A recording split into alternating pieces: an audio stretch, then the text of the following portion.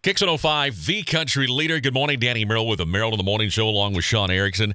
And, yesterday we talked about a story and posted it onto our website as well as our Facebook page that really took off. Got a lot of folks that were sharing it, making some comments about an individual in San Antonio, a guy named Rick Dyer, who made the claim that he had an encounter with Bigfoot and that he then later on went back out and using, I think, the lure or the bait of some pork ribs that he had bought, lured him back again, and then shot and killed him, and is now making the claim that he's going to be touring with this Bigfoot. And so, with all the different input that we received on our website and on phone calls, thought it would be a good idea to bring in an expert in this area. And we have Brian Brown with us, who is with the North American Wood Ape Conservancy. And Brian, good morning. Thank you for joining us today. Good morning to you. Thanks, Danny. Now, first, where are you in Minnesota, if I'm not mistaken? Yeah, actually, I'm in Minnesota, but the organization, the North American Wood Ape Conservancy, was founded and has operated for many years in Texas, Oklahoma, Louisiana, and Arkansas. So that's where most of our operations are. Well, the reason I bring that up is kind of get off note here just for a second, is because a couple of nights ago we got down to 13 degrees and everybody was complaining. So I'm just kind of curious what it's been like in Minnesota. It's been ridiculously cold, even for Minnesota. The other morning I woke up and it was 22 below. And that's cold even for us, and we know from cold, but that's ridiculous. How do you function? Wow. Okay. Anyway, you just stay in the house and try not to do anything. I don't blame you. All right. So tell us first of all about your organization. Yeah, we've been around for a little over a decade now, and as I said, we were founded as Texas Bigfoot Research Conservancy, and we have spent most of our time operating down there in the Texas, Oklahoma, Arkansas, and Louisiana areas, as I said. Our website, woodape.org, has over 100 investigated encounter reports from people in that part of the country. And our mission, essentially, is to prove that this is a real animal. And that's what we spend our time doing. And so when you say a real animal, how do you describe Bigfoot? Is he, I think I saw the word hominoid several times on the website there. Is that what the description? Yeah, I mean, we think that based on our observations, based on the experiences that we've had, and the encounters that we've investigated from regular citizens over the years, we believe this is essentially an ape. It's a smart ape, no doubt about it, but many apes are pretty smart for animals, and we think that Bigfoot, what we call a wood ape, is essentially just that. It's an ape that lives in the woods, and so that's how we would describe it. And as I said, most of our experiences with it only support that hypothesis. Now, you obviously have had encounters that you document on this particular website in the Texas and Louisiana area, but of course there's been encounters all throughout the United States, and I would guess throughout the world. So how prevalent are wood apes, would you say? It's really hard to know when you talk about absolute numbers. I think that what a naturalist or what a biologist would look for is a description of the population, and we just don't know enough about them to know how many there can be in any particular area. How much space does one fully grown Bigfoot or wood ape need to live? I think that it's probably safe to assume that in North America there's probably in the neighborhood of a couple of thousand, but it's very difficult to know with any certainty. I don't imagine that there are tens of thousands or anything like that. I think if you look at an animal like grizzly bears, not a bad stand-in for wood apes because they're omnivorous and they're large, and they live in the same kind of habitat. I think that if you look at them and extrapolate what their range may have been historically, that may not be a bad place to start. So why are wood apes so hard to document? You hear about the encounters, but very rarely do you get the video or the pictures or things along those lines. They're very fast. They're very good at staying hidden. They make it their business to stay hidden. They're very furtive. They don't like to be seen. They don't like to interact with human beings. And because they're very quick, typically, if you're thinking about getting a camera in place or pulling up a video like on your phone or something like that, there just isn't time. In fact, it's hard to get pictures of any wild animal, really, that isn't just standing there and looking at you for a long period of time. But these animals in particular don't make it their business to stand out in the open and watch you. So typically there just isn't an opportunity. There isn't enough time to pull out your camera or whatever and get a photo. Usually, even for those of us who spend a decent portion of their time out in the woods looking for them, when you do get lucky and stumble upon them or what you believe to be signs of them, it happens very suddenly and is over before you know it. So it's difficult to get a picture. That's one of the problems I have with Rick Dyer's original account, is he got a picture of one doing something that, based on our understanding of the animal, just seems very unlikely. And we'll go back to that here momentarily, but what about you personally? Have you ever had an encounter or not? I have. I believe I have. We have a research area in Oklahoma in the Ouachitas, and a couple of years ago, we were out with we have a long-term research area there, and I was out with a team, and I believe I saw a couple of them run up a hill incredibly fast, up a rocky, steep embankment up into some trees, and it was over. Like I said, it was over before I knew it was happening, and that was it. So I didn't really have a chance. Even if I had my camera on my lap, which I didn't, had I thought to lift it to my eye, it would have been over before I had a chance to even turn it on. You know, it seems to me that you hear about all these different encounters with wood apes, but you never hear of any attacks. So it seems like they are, as opposed to grizzly bears, they don't seem like they would be in the attack mode. No, I don't think they are. I think that they aren't violent. I think that there's a lot of interest around that and a lot of concern on the parts of some people. But I don't think that we have any information, or our understanding of them based on our limited observations up to this point are that they will not be aggressive towards human beings unless given a reason to do so. I don't think it's in their nature. And of course, if you think about it, the animals that are that way, that were inhabiting North America when Europeans settled across the continent, a lot of them were wiped out. So it's part of their survival, habit, I should say, is to keep a low profile and not get up on our grill, because, grizzly bear is a really good example. That's an animal that would do that, and has, paid for that. Right. We can't survive around animals that are going to try to kill us. So just as part of our natural expansion across the continent, those animals have not fared as well. So it makes a certain amount of sense that the animal that stays low profile and or doesn't try to kill humans is one that would be able to live alongside them in the woods. Do you embrace the name Bigfoot, or do you prefer wood ape? Well, we prefer the term wood ape because we think it's more descriptive, and Bigfoot is a creation of the popular culture. The Bigfoot is an animal, actually a specific animal that was tracks were found around some construction equipment in Northern California. So the word Bigfoot was created to describe that one specific animal, and it just stuck in the culture. So what we don't like about it is that there's a connotation around the word Bigfoot that is not serious, and we are serious, and we believe this to be a real living animal. So we prefer to use a term that sounds like the name of an animal and not the name of a comic book character. And then that kind of leads me to my next area of questioning, as far, obviously, whether you use the term wood ape or certainly Bigfoot, there is that connotation, there is that kind of stigma that goes along with it, of people saying, well, kind of laughable at times. So how do you combat that? Well, I mean, you really can't. All we can do, and anything that I can do, and the people that I associate with, is just be who we are and say what we've experienced, and just put our information out there. At this point, we don't claim to have, or we don't think anyone has at this point provided the evidence necessary to prove these animals are real. Even all of our experiences, we don't think rise to that level. This is a question of science, and science demands proof. It demands hard physical proof. We do have a lot of circumstantial evidence. There's footprints, there have been hair samples, there are recordings of sounds that are difficult to classify. But at the end of the day, we don't have the hard physical proof that science demands. And the work of our organization right now is to try to collect that proof. But in the meantime, anybody would be, reasonable in thinking that Bigfoot's kind of a joke, because most of the people who are talking about it in the media are jokes themselves. Gotcha. And so do you think that the wood apes, are they, in your mind, are they closely related to gorillas or humans, or what do you think on that? We talk about this a lot, and of course there's no way to know for sure, but their level of intelligence seems to be about the same as an orangutan.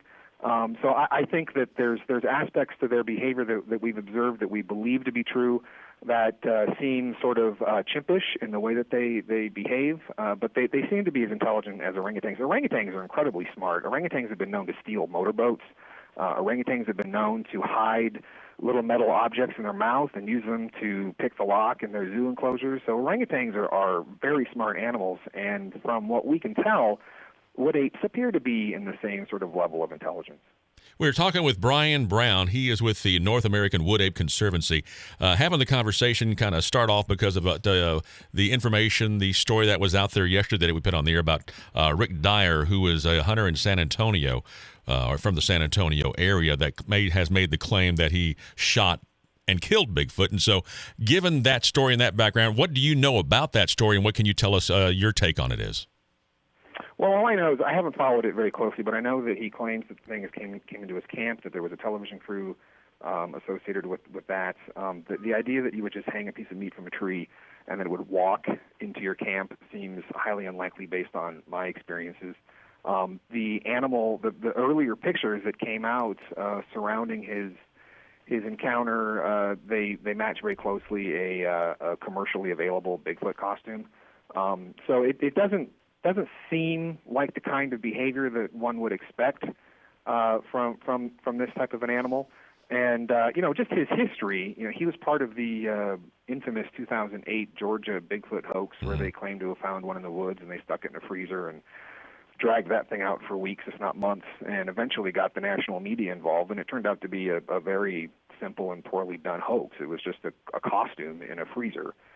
So his background does not give me a lot of confidence, but even the basic facts of the situation, they just don't smell quite right to me. I'm not saying it's impossible, but they don't seem to me to be the types of behaviors that I would expect from this animal. It would also seem that those that like in Rick Dyer's case, if he is going for his 15 minutes of fame by producing another hoax, I'm sure that is not a good reflection upon what it is that you guys are trying to accomplish. No, I would say Rick had his 15 minutes, and probably more than that.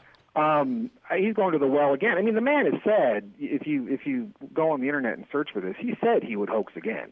He said it after the Bigfoot in the freezer thing was shown to be a hoax. So I think he's doing that. I mean, what he's done here, to me, appears to be nothing more than a carnival sideshow prop.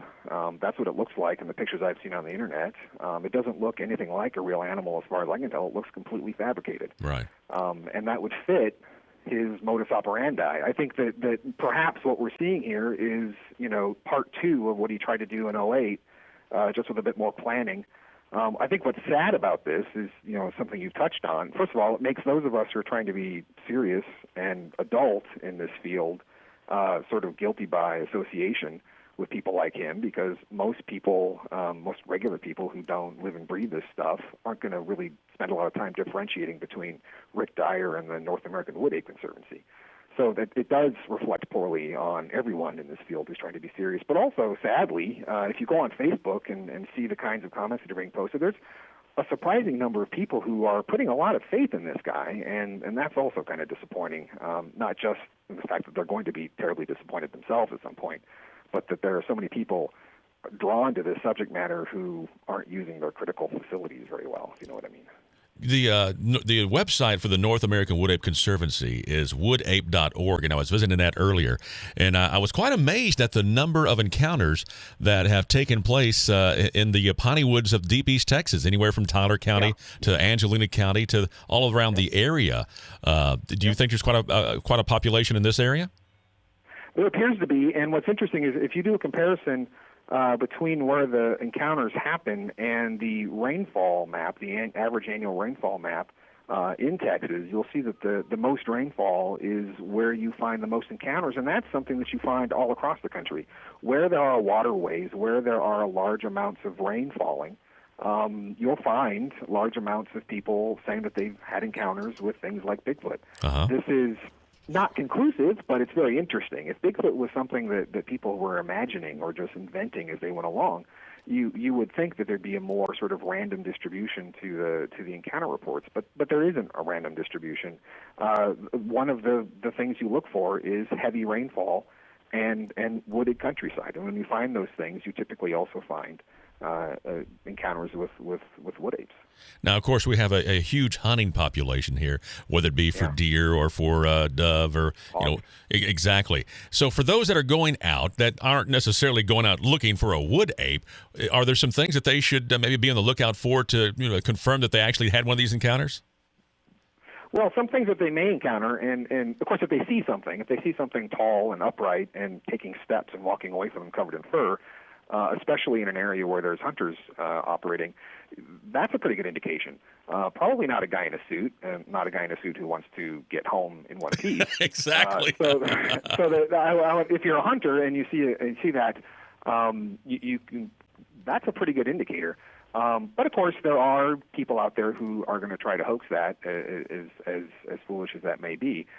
Some of the things that we have associated with activities of wood ape over the years is rock throws. We get a lot of rocks thrown at us in certain parts of the country. Really? So hundreds actually in the past. We've just finished our third long-term field study this past summer, and in this summer we documented hundreds of rock throws. These are I know what a nut falling out of a tree sounds like, but sometimes we'll actually see the rock. We'll hear it sailing through the leaves, hitting the leaves as it comes along, and then it'll land on the ground near you. This is a rock. Something through that rock, right? Yeah, sure.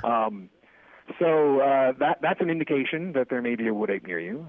There's a smell, sort of a sweaty horse-like smell. A lot of animals smell bad, so that isn't necessarily proof that you're near a wood ape, but that's something to look for. Also, wood knocks. If you hear what sounds like something hitting a wooden tree, some sort of hollow wooden sound, and then especially if you hear that same sound from a different direction, that's also wood ape behavior that we've documented, but we believe to be wood ape behavior. Of course, no one has seen them knock on the trees, so we don't know for sure that that's what it is, but it seems pretty sure to us that if you hear wood knocking in the woods, and especially if you hear it responded to in a different area, that's a very strong indication of wood ape behavior. Now, you also mentioned, I think earlier in the conversation, that there have been cases where there have been sounds that have heard that nobody can actually identify. What are those kinds of sounds?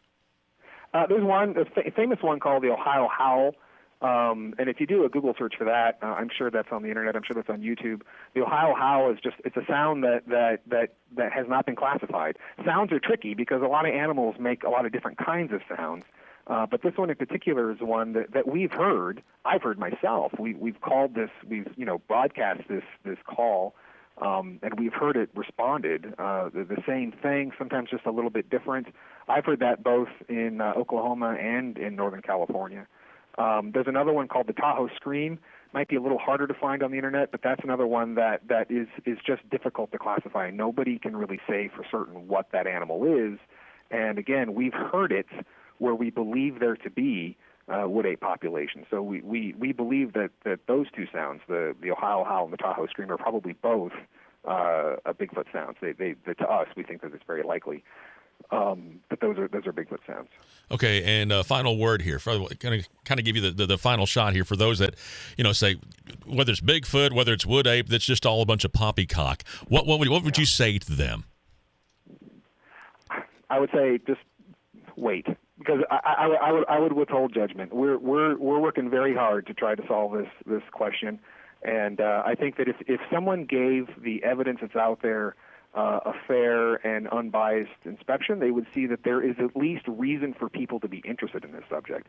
It may not convince them that Bigfoot are real, but it would make them understand why some people feel strongly enough that they would spend their time and their money out in the forest investigating this phenomenon. There is something going on. People are seeing things.